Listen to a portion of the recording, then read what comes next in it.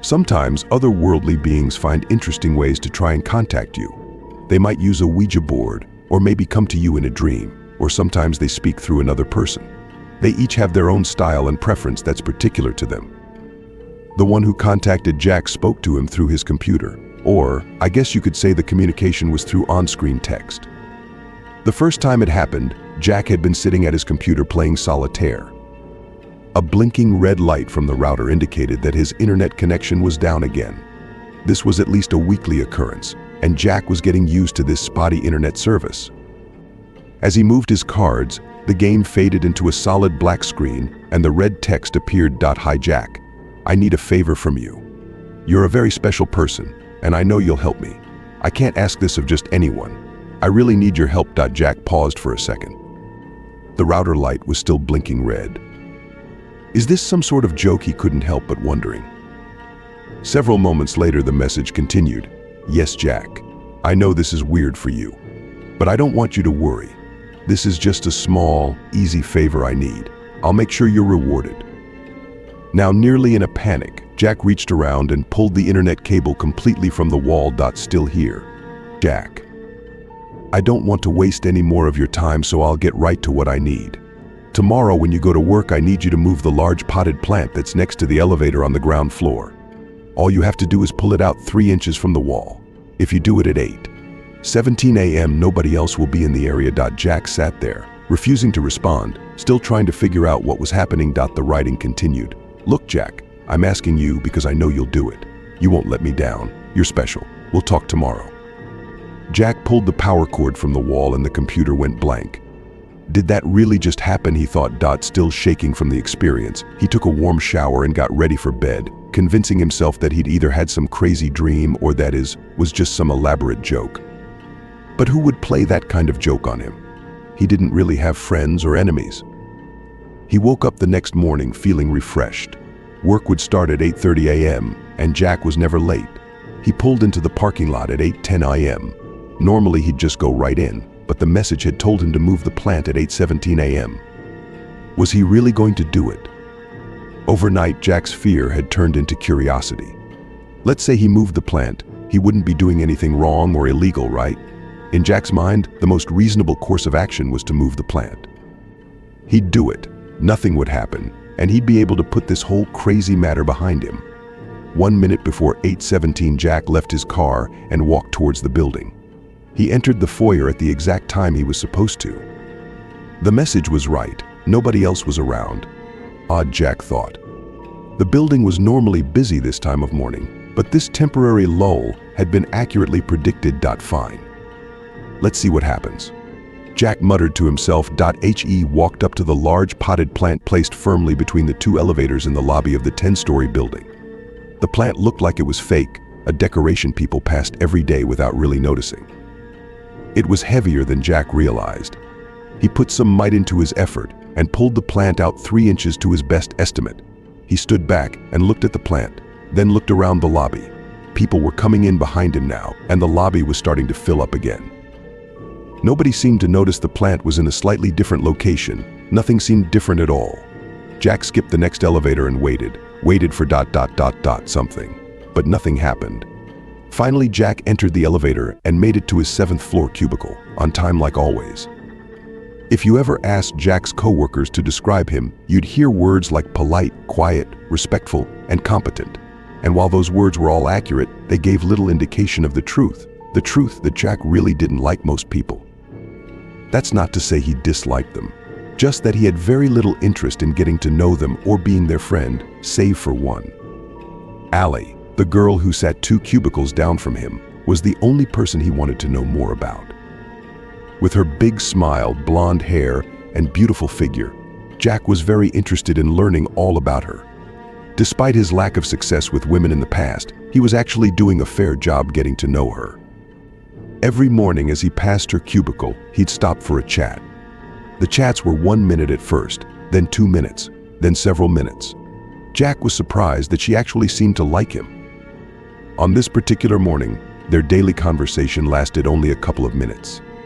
As they exchanged their morning greetings and talked about Allie's wild night out, the elevator doors opened up behind them. Out hobbled James Bentley, The boss of both Jack and Ally. James' loud complaining could be heard throughout the office. My damn foot. What happened, James? Came the mumbled queries. It's that damn plant they have in the lobby. I ran right into it and twisted my ankle. James, you can barely walk. You need to go to the hospital, came Ally's concerned reply. Can't do it now. I have meetings all day. Too important to cancel. I'll just have to tough it out. Jack, feeling stunned, left Ally's cubicle mid-conversation and sunk down into his chair. It was his fault, he was sure of it. How could he have been so stupid and careless? Still, no use in worrying about it now. A twisted ankle would heal. Everything would be all right. Upon his return home, Jack went immediately to his computer and turned it on. As soon as the computer booted up, the screen went black and a new message popped up. How was your day, Jack? He sat there, staring at the screen, not knowing how to answer. The message on the screen continued. Actually, I know how your day was, but never let it be said that I'm not polite. You're wondering what's going on. You want to know why James Bentley had to twist his ankle. Well, Jack, this chain of events isn't done playing out. I don't want to tell you too much too soon, but this will all make sense to you in short order. Just go to work tomorrow like you normally do. Don't worry about a thing, Jack. You'll be rewarded. You're special. Talk to you tomorrow. Jack sat back in his chair. What was going on? Who was sending him messages? Jack's curiosity was fully engaged, and he was almost a bit excited to see what would happen next. The next morning at work started off as any ordinary day. Jack noticed that the plant had been pushed back fully against the wall, probably by the night cleaning crew. James Bentley showed up shortly after lunch, hobbling into the office on his one good foot. Man, this foot is killing me. Jack could overhear him say, but apparently James still had a meeting he didn't want to miss. It wasn't until around 3 o'clock that Jack saw him again. James, who always seemed to prefer Ally over others, came limping up to her cubicle. Ally, you're not doing anything right now, are you? No, nothing that can't wait until tomorrow, I guess. Could you please drive me to see my doctor? I probably should have gone yesterday, but I just couldn't get away. This pain is just killing me right now, and I don't think I can drive myself. I barely made it here this morning, and I don't think I can even push the gas pedal right now. We can take my car if you want. Yeah, that's fine, James. I don't have a problem taking you. Turning to Jack, she said her goodbye. See you tomorrow, Jackie. She put on her coat and slowly followed James as he struggled down the hallway. She gave a half turn and a shrug in Jack's direction, with a little smile as she walked away. Jack felt even lonelier than normal when she was gone. It was 10 minutes later that they all heard the crash. It was preceded by the loud horn of an 18-wheeler and screeching brakes. The collision itself was a sickening thud of two large metal objects colliding. Even on the 7th floor, it was loud. The office workers gasped and ran to the windows. Is that James' car? One of them asked. Hard to tell from up here, someone responded. It's so banged up. The horrifying implication of what just happened came to Jack immediately. No, though. This can't be true. Shaking all the way, he ran to the elevator and went to the ground floor along with several others from the office. Some of them were crying. As they joined the growing crowd around the scene of the accident, Jack could hear the far-off sound of emergency sirens. Looking past the gawkers, he could see that the 18-wheeler had hit James' car broadside. Its driver had been thrown out onto the pavement where he lay motionless. James was sitting in the passenger seat of his car, motionless but with a surprised look on his bloody face. Jack couldn't tell if he was alive or dead. The driver's side, where Ally was seated, had taken the hit. The space she'd been occupying had been compacted to a third of its original size. Ally's head was smashed open and her twisted body was broken and battered. The crowd was stunned. Tears, screams, sirens, that was all Jack could hear. Without going back inside the building, Jack ran to his car and drove home, angry and sad. He made the journey home and to his computer. There the machine sat. He wanted to turn it on, but was afraid of what he'd find out. Was he really the one responsible for Ally's death? The whole chain of events had started with him. He knew he was to blame.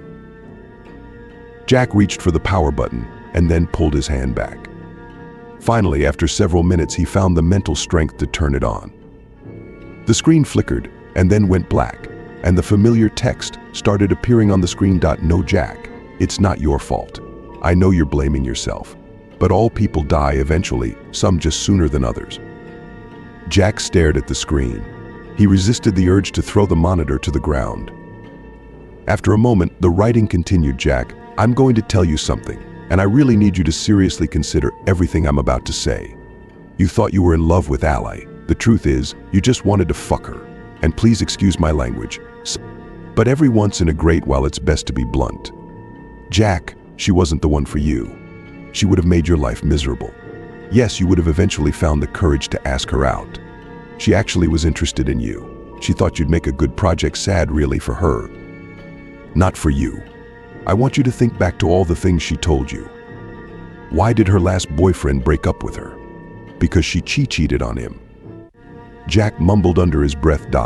"Because she cheated on him, Jack. The same thing she would have done to you. She would have made you happy for about 2 months, and then miserable for the next 4 years.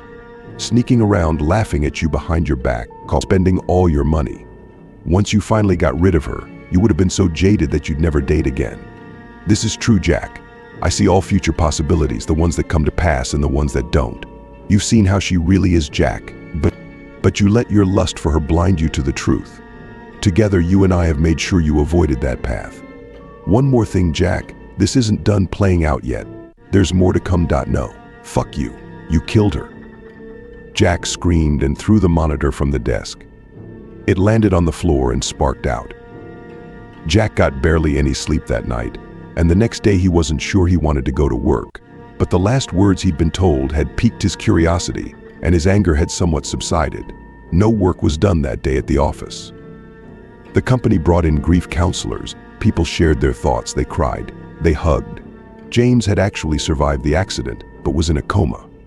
The doctors thought he might recover eventually, but nobody was really sure. Late in the afternoon, Jack was approached by Diego Salbra, the head of the division. Diego was blunt and upfront, and he offered James' position to Jack. Technically, it would be a temporary promotion, but James wouldn't be back anytime soon. Diego promised him that the promotion would be made permanent once enough time had passed. "Let's keep this low-key for now," Diego told him. "I know it might seem quick, but the Lancaster project James was working on can't be stopped. It's too important to the company. I need someone in charge right away. This can't wait." Stunned, Jack accepted the promotion. He left work with a strange mixture of feelings, not really sure how he felt about anything. On his way home, he stopped at the electronics store and bought a new monitor. He made it home and powered up the computer. Once again, the writing came on the screen. "Jack, I want to be the first one to congratulate you. I'm proud of what you've accomplished." Jack stared at the screen. "Jack, I have to ask your forgiveness because I haven't introduced myself yet. I'm called the Seer. Like I told you before, I see what will be, and I see what can be. It's a very powerful gift I have.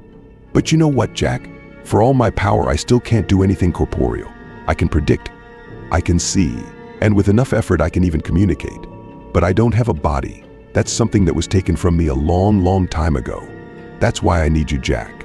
I'm an artist of sorts, an artist of human manipulation. You'll be my paintbrush and my canvas. I want you to work with me, Jack. It's all very simple. Just perform simple tasks for me, from time to time." Jack was becoming more and more curious. And Jack, before you give me an answer, I want you to know a couple of things. First off, I'll never lie to you. Secondly, I'll never ask you to do anything which, taken by itself, is wrong or illegal. Yes, bad things will result, and sometimes people will die. But they're going to die eventually anyways, right, Jack? And the bad will always be balanced out by something good happening to you. Jack winced at this last idea, but he fought the urge to turn the computer off. The Seer was right. Everyone would die eventually. Why not let something good come of it? And what about never lying to him? If he'd known at the time that Ally was going to die, he'd have never gone through with the original favor. But as he thought more about it, he realized the Seer hadn't lied to him, but had only withheld information. Still, Jack wondered if he could trust the Seer. "Work with me, Jack. Together we'll make incredible things happen. I'm just asking you to perform little tasks from time to time. Oh, but these little tasks will have great consequences. They're going to be beautiful, Jack, and they'll always end with a reward for you. That's the beauty of my art. One single task produces something bad and something good.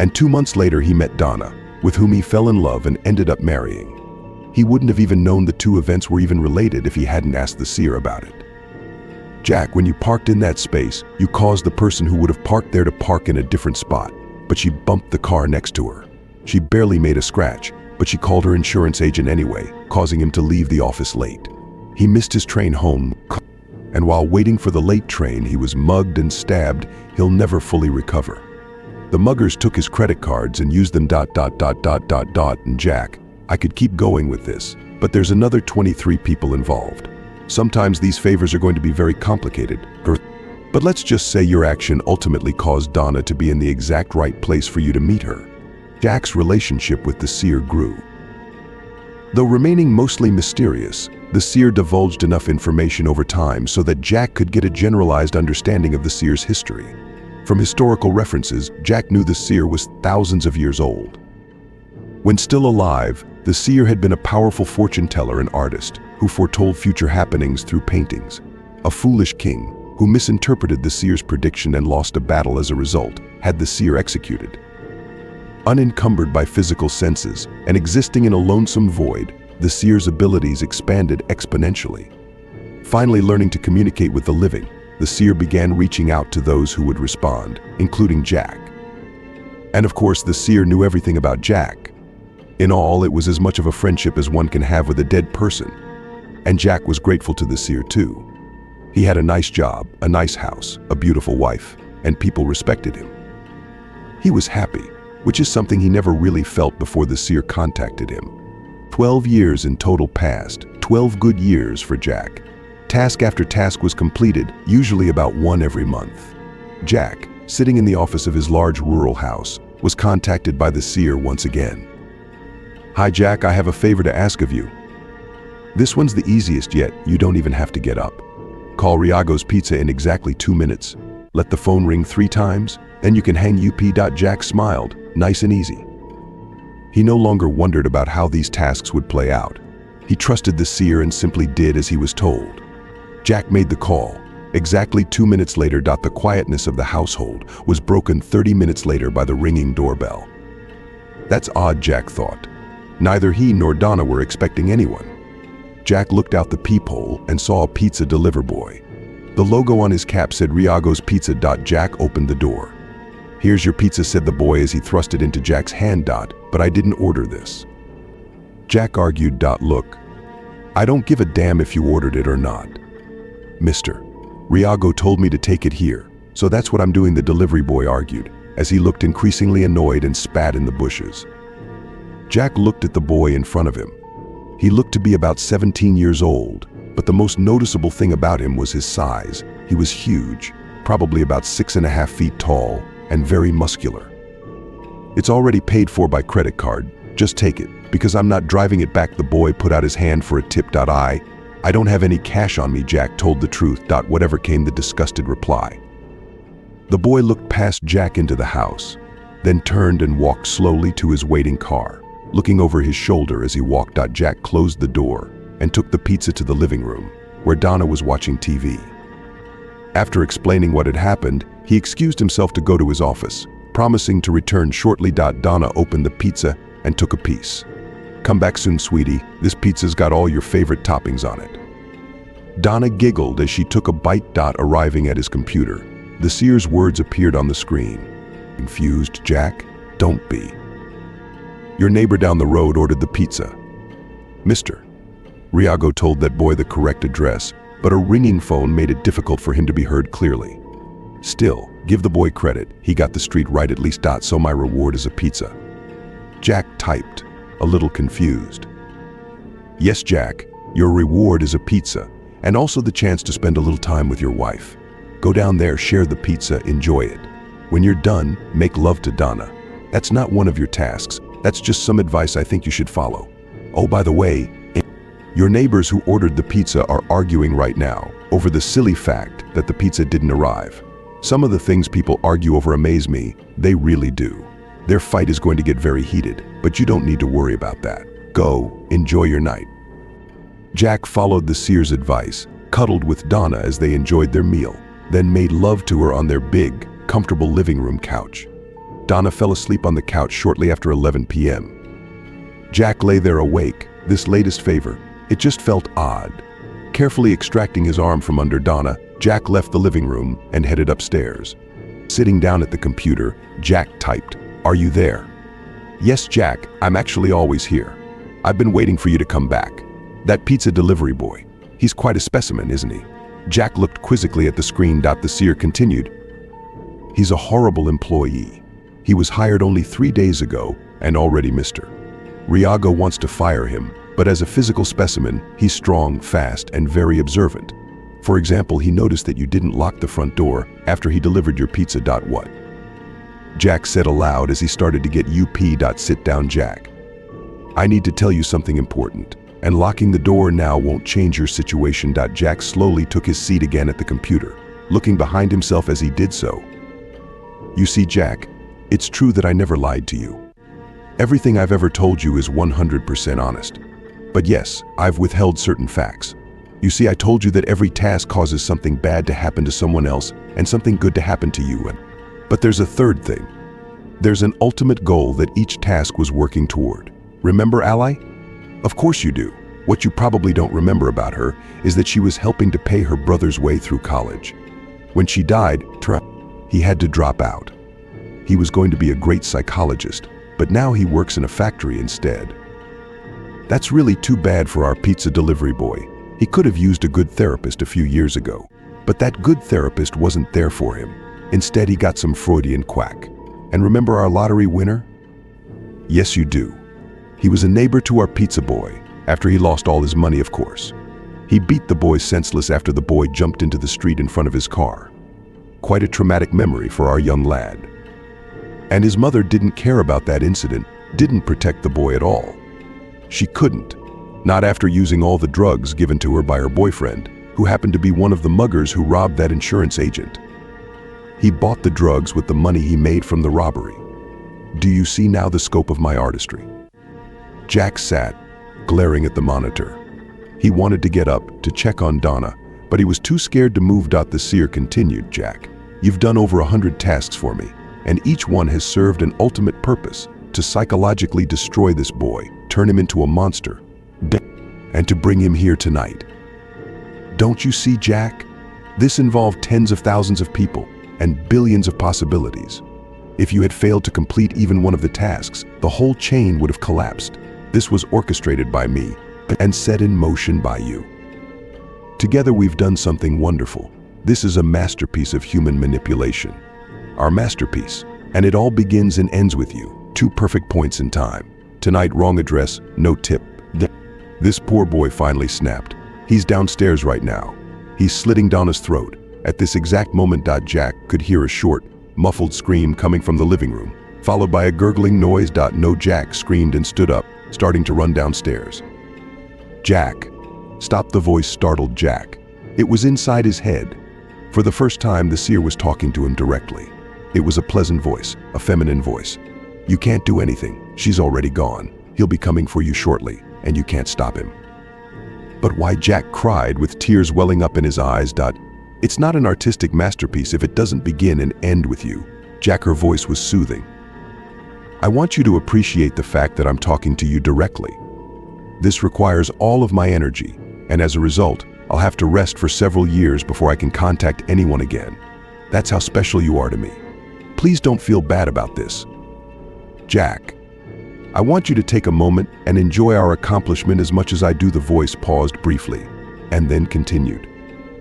Do you know what, Jack? If I'd never contacted you, you would have lived for 85 years. 85 boring, meaningless, and bitter years. And when you died, nobody would have been at your funeral. I gave you 12 great, meaningful years. You were happy, and together we did something beautiful, something unique. Jack paused a minute and considered his 12 years of happiness, and his tears of sorrow mixed with tears of joy. He turned and looked at the computer, while behind him, the massive hulk of the demented delivery boy appeared in the doorway, a bloody knife in his left hand.